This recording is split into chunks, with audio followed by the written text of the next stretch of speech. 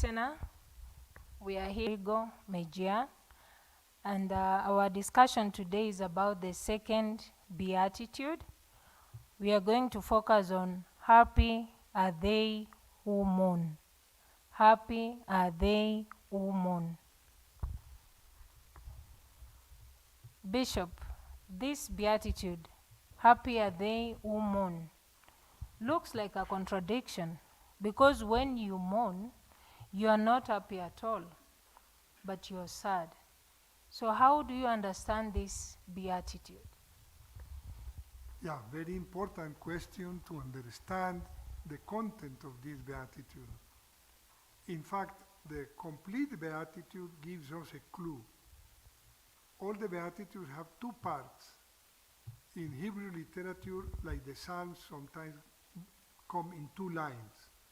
The first line of this beatitude is, happy are they who mourn. But the second line is, they shall be comforted. So that is, there is a promise, the positive side is in the second line. We will be comforted. So the purpose is not to be sad, but the purpose of the beatitude is the hope of being comforted. To be sad is only human. You don't need to be Christian or to be Catholic to be sad. It's a human feeling. However, not all sadness is the same quality. There are sadness that are different according to the motivation. For example, you may be sorrow because of jealousy. When you are in competition with someone, either in the classroom or in business or even in sports, we see that often.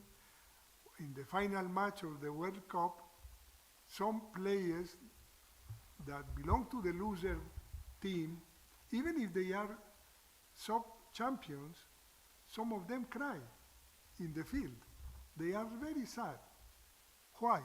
Because the other won and they could not attain their ambition, their project.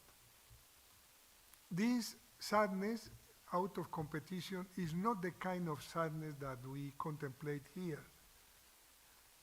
It's rather a sadness that is sometimes produces anger. The people are sad with anger because they are jealous of the triumph or the victory of the other, which is the opponent.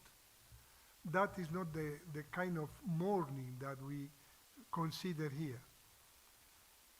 There are also, for example, sadness because of attachment, personal attachment, even to things or even to animals.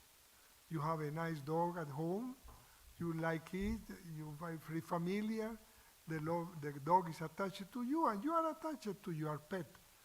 And the animal dies, you lose it.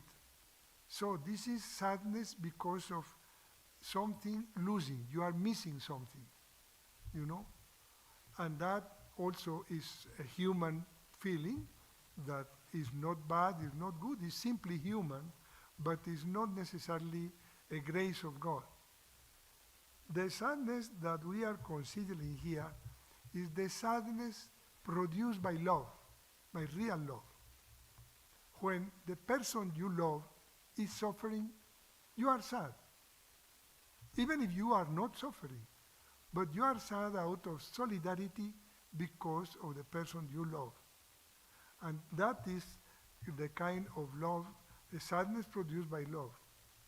Or it may happen that the person you love, your parent, your father, your mother, without intending it, you offend them.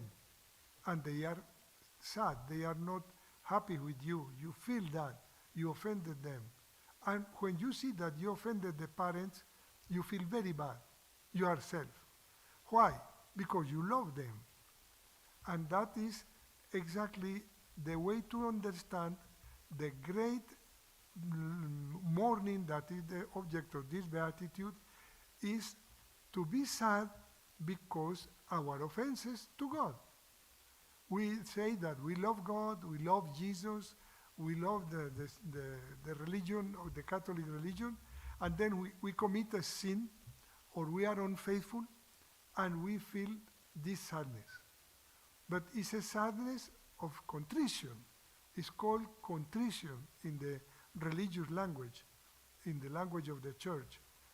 For that sadness, you require a grace of God. The great example in the Bible is the sadness of King David. King David had all the comfort possible. It was a great king. But he committed adultery